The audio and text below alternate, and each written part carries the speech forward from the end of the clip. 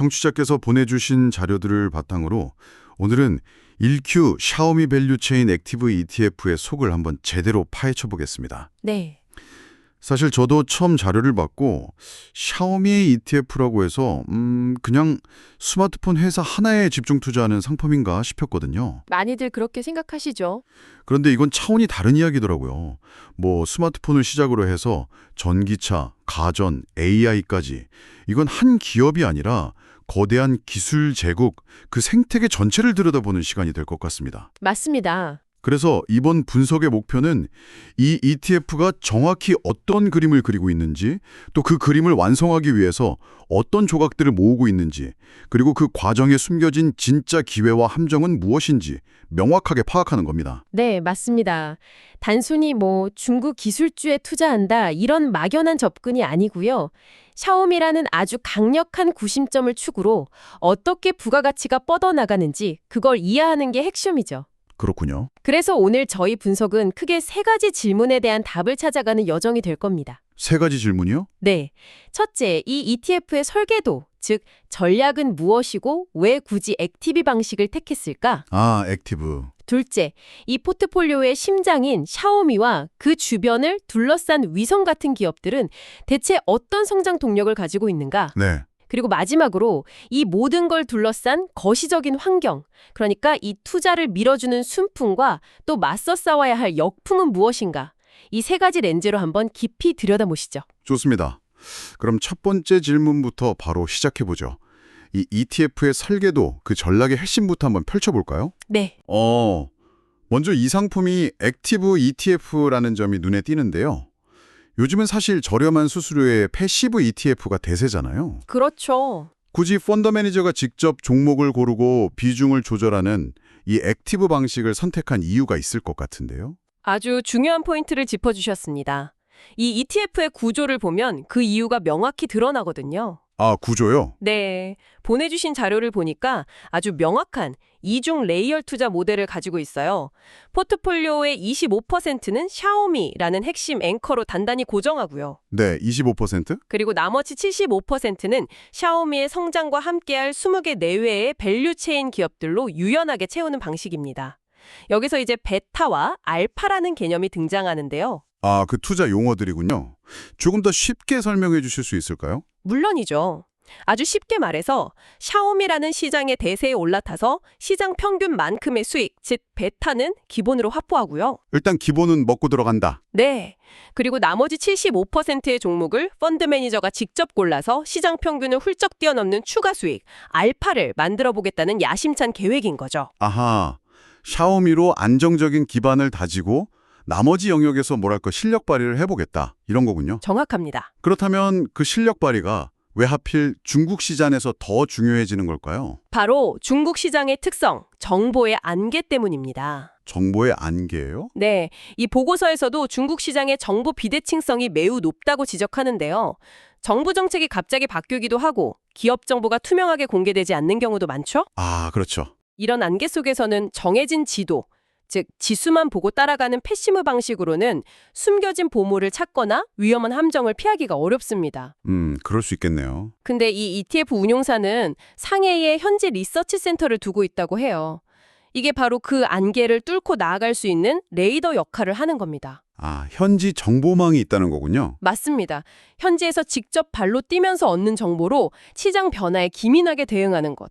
이게 단순 지수 추종 ETF는 절대 가질 수 없는 강력한 경쟁 우위, 즉 해자 모트가 되는 셈이죠. 알겠습니다. 설계도를 보니까 이 ETF의 야심이 느껴지네요. 그럼 이제 그 설계도에 따라 채워진 내용물, 포트폴리오의 심장인 샤오미를 들여다볼 시간인데요. 네, 자료를 보다 보니까 지난 2분기 영업이익이 128% 성장했다는 숫자가 있는데 제가 뭘 잘못 본 건가 싶을 정도네요. 하하, 네. 놀라운 숫자죠? 스마트폰 시장은 이미 포화 상태라고들 하는데 도대체 어디서 이런 폭발적인 성장이 나오는 거죠? 그 놀라운 숫자의 배경에는 현재 샤오미를 움직이는 세 개의 강력한 성장 엔진이 있습니다. 세 개나요? 네. 첫 번째이자 가장 파괴적인 동력은 단연 전기차, EV 모멘텀입니다. 아, 역시 전기차군요. 첫 모델인 SU7은 올해 판매 목표를 무려 180%나 초과 달성했고요. 180%요? 네, 그리고 두 번째 모델인 크로스오버 YU7은 공개 단 18시간 만에 24만 대가 팔렸다는 정말 믿기 힘든 기록을 세웠다고 하죠. 18시간 만에 24만 대. 이건 단순히 신차 효과라고 보기는 어렵겠는데요. 그렇죠. 이건 기존 자동차 산업의 문법을 완전히 파괴하고 있는 현상으로 봐야 합니다. 저도 그 소식은 들었는데 샤오미의 비전이 인간 곱하기 자동차 곱하기 집이라고 하더군요. 이게 두 번째 엔진과 관련이 있겠네요. 맞습니다. AI OST 생태계 확장이죠. 그런데 솔직히 이게 현실성이 있을까요? 저만 해도 스마트폰은 애플, TV는 삼성, 차는 현대를 쓰는데 소비자들이 정말 모든 걸 샤오미로 통일하고 싶어 할까요? 이건 그냥 좀 멋있어 보이는 마케팅 구호에 가깝지 않나요? 아주 날카로운 지적이십니다. 사실 그게 바로 샤오미가 넘어야 할 가장 큰 산이죠. 그렇죠. 이미 각자 영역에서 굳건한 브랜드를 쓰는 소비자들을 어떻게 샤오미 생태계로 끌어들일 것인가. 근데 샤오미의 전력은 조금 다릅니다. 바로 가성비와 연결성이라는 두 가지 무기를 쓰는 거죠. 가성비와 연결성? 네. 여기 나온 숫자를 보면 샤오미 기기를 사용하는 전 세계 월간 활성 사용자 MAU가 이미 7억 3천만 명을 돌파했습니다. 7억 3천만 명이요. 네. 스마트폰, TV, 공기청정기, 로봇 청소기, 그리고 이제 자동차까지. 이 모든 것이 하이퍼 OS라는 하나의 운영체제로 물르르듯 연결된다면 어떨까요? 아, 하나의 OS로. 네. 따로따로일 때 불편함을 하나로 묶었을 때 편리함으로 이기겠다는 전략입니다. 하드웨어 판매를 넘어서 사용자의 일상 전차를 아우르는 서비스 플랫폼 기업으로 진화하겠다는 명확한 신호탄인 셈이죠. 마지막 세 번째 엔진은 기술 독립을 향한 움직임이군요. 자료에 샤오미가 중국 기업 최초로 3나노급 반도체 칩 개발에 성공했다고 발표했다는 내용이 있습니다. 맞습니다. 이건 이제 미중 기술 전쟁 같은 외부 변수에 흔들리지 않고 핵심 기술을 완전히 우리 걸로 만들겠다. 이런 의지로 보이네요. 정확합니다. 그 세 가지 엔진, 즉 전기차라는 새로운 시장 파괴, AIoT라는 생태계 확장, 그리고 반도체 자립이라는 기술 내재화. 이 세 가지가 맞물려 돌아가면서 샤오미라는 기업의 가치를 근본적으로 재평가하게 만들고 있는 겁니다. 와, 샤오미라는 엔진이 이렇게 강력하다면 그 힘을 전날받아서 함께 달릴 바퀴나 차체는 과연 어떤 기업들일지 궁금해지는데요. 네. 포트폴리오의 나머지 75%를 채우는 파트너들을 한번 살펴보죠. 네. 이 75%의 포트폴리오는 크게 세 가지 그룹으로 아주 흥미롭게 구성되어 있습니다. 세 그룹이요? 첫 번째는 샤오미의 성공에 직접적인 수혜를 입는 직접 수혜주 그룹입니다. 대표적으로 세계 1위 배터리 기업인 CATL이 있죠. 아, CATL. 글로벌 시장 점유율이 38%에 달하는데요. 샤오미 전기차가 한 대 더 팔릴 때마다 CATL의 배터리 주문도 늘어나는 아주 직관적인 구조입니다. 생태계의 눈이라고 할 수 있는 써니오피컬도 같은 맥락이겠네요. 광학렌즈 분야의 글로벌 리더인데 특히 차량용 렌즈 출하량이 급증하면서 올해 순이익이 145.5%나 폭증했다고 하니 맞습니다. 이건 뭐 샤오미 2위 성공의 낙수 효과가 얼마나 강력한지를 제대로 보여주는 사례군요. 바로 그겁니다. 결국 이 포트폴리오는 샤오미라는 쇼의 주인공에만 베팅하는 게 아니에요. 써니옵티컬처럼 무대 뒤에서 조명이나 음향을 책임지는 꼭 필요하지만 눈에 띄지 않는 핵심 스태프들에게도 투자하는 셈이죠. 아, 재밌는 비유네요. 주인공이 성공하면 스태프들의 가치도 함께 오르는, 리스크를 분산하면서 안정적인 동반 성장을 노리는 아주 영리한 전략입니다. 두 번째 그룹은 의외의 이름들이 보이네요. 알리바바나 징동닷컴 같은 공룡들이요. 이들은 이미 성장이 둔화된 것 아니었나요? 네. 그래서 이 그룹을 저희가 저평가된 대기업으로 분류할 수 있습니다. 저평가요? 네. 중국의 이커머스, 클라우드, 물류를 책임지는 이 거인들이 한때 잘 나갔지만 최근 몇 년간 정부 규제와 경기 둔화로 주가가 많이 눌려 있었죠. 그렇죠. 자료에 따르면 이들의 주가 수익 비율, 즉 PER이 각각 19배, 9배 수준입니다. 다른 기술주들에 비하면 상당히 낮게 평가받고 있는 셈이죠. 아, 그렇군요. 이 ETF는 이런 기업들을 담아서 포트폴리오의 안정성을 더하는 동시에 혹시 모를 가치 재평가의 기회, 즉 턴어라운드를 노리는 전략을 취하고 있는 겁니다. 마지막 그룹이 가장 아슬아슬하면서도 잠재력이 터보입니다 고위험 고수익 기술주들이죠. 맞습니다. AI 선구자라는 센스타임이 대표적인데 이 회사는 미중 기술 갈등에 직격탄을 맞은 기업으로 알고 있거든요. 이런 위험한 종목을 담는 이유는 뭔가요? 그게 바로 액티브 펀드의 묘미죠. 센스타임은 세계 최고 수준의 AI 기술력을 가졌지만 미국의 제재로 최첨단 반도체 확보에 어려움을 겪고 있습니다. 리스크가 아주 명확하죠. 네. 하지만 반대로 중국 정부의 전폭적인 지원 아래 이 위기를 극복하고 거대한 내수 시장을 장악한다면 그 성장 잠재력은 상상 이상일 수 있습니다. 또 다른 예로 화홍반도체가 있는데요. 그 기업은 PER이 400배에 육박한다는 분석을 봤습니다. 솔직히 그 숫자는 좀 비현실적으로 들리는데요. 좀 더 와닿게 설명해 주실 수 있나요? 네, 그 숫자는 정말 극단적이죠. 일반적인 기업의 PER이 한 15배에서 20배 수준인 걸 감안하면요. 네.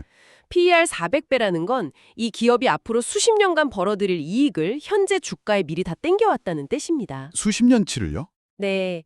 지금 주가로 이 기업을 통째로 산다면 투자금을 회수하는데 400년이 걸린다는 계산이죠. 400년이요? 이건 정상적인 분석으로는 설명이 안 됩니다. 오직 중국 정부의 반도체 자립 정책이라는 절대적인 믿음, 그리고 그 정책의 최대 수혜주가 될 거라는 극단적인 기대감이 반영된 숫자라고 봐야 합니다.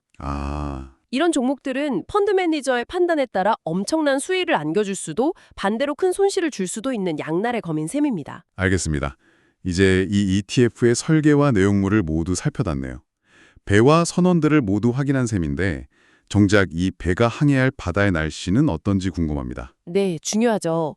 이 ETF의 앞날의 긍정적인 순풍과 반대로 헤쳐나가야 할 역풍은 어떤 것들이 있을까요? 가장 강력한 순풍은 단연 샤오미 자체의 구조적 성장입니다. 역시 샤오미군요. 앞서 길게 이야기했던 전기차 시장 파괴와 AIoT 생태계 확장은 이 ETF를 앞으로 힘차게 밀어주는 가장 근본적인 엔진이죠. 네. 여기에 중국 정부의 정책 지원이라는 바람이 더해집니다. 이 보고서에서는 중국 제조 20235와 같은 첨단 산업 육성 정책이 샤오미와 그 밸류체인 기업들에게 매우 우호적인 사업 환경을 만들어주고 있다고 분석합니다. AI 인프라 투자 확대도 빼놓을 수 없는 순풍이겠네요. 물론입니다. 2025년 중국의 AI 분야 투자 예상액이 무려 98억 달러, 우리 돈으로 13조 원이 넘는다고 하니 이건 ETF에 포함된 센스타임이나 화홍반도체 같은 AI 반도체 기업들한테는 직접적인 혜택으로 이어질 수밖에 없겠군요. 맞습니다. 하지만 순풍만 분인 잔잔한 바다는 없죠. 맞서야 할 역풍도 만만치 않습니다. 어떤 것들이 있을까요? 첫 번째는 높은 밸류에이션 부담입니다. 앞서 본 화홍반도체뿐만 아니라 샤오미의 PER도 41배, 또 다른 구성 종목인 빌리빌리는 101배에 달합니다. 101배요? 네, 이미 엄청난 성장 기대치가 주가에 상당 부분 반영되어 있다는 뜻입니다. 만약 실적이 시장의 높은 기대치에 조금이라도 미치지 못할 경우 실망 매물이 쏟아지면서 주가가 크게 흔들릴 위험이 있습니다. 그리고 앞서 센스타임 사례에서 봤던 지정학적 리스크, 이게 가장 예측하기 힘든 폭풍이 아닐까 싶습니다.